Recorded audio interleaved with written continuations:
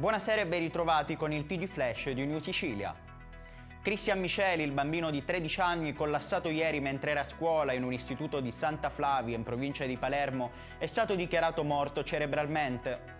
Cristian è stato portato all'ospedale dei bambini di Palermo, ma purtroppo l'encefalogramma è risultato piatto ed è stato dichiarato morto cerebralmente intorno alle ore 16 di oggi.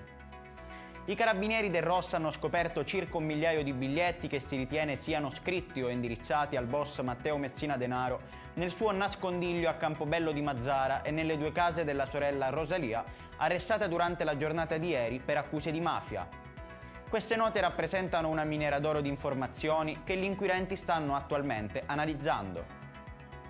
La 28ª giornata di Serie B si è aperta con un pareggio tra Pisa e Palermo che si sono divisi la posta in palio con un 1-1 finale. Decisiva anche il rigore sbagliato dal numero 9 del Palermo Matteo Brunori. A pareggiare il conto ci pensa l'ex Catania Sibilli con il primo tiro in porta dei padroni di casa durante il secondo tempo.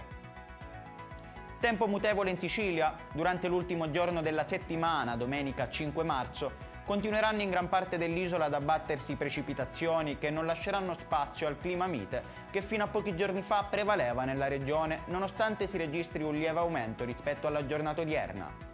La Protezione Civile regionale ha infatti diramato un'allerta meteo gialla che riguarderà Messina e alcune zone del litorale palermitano e catanese.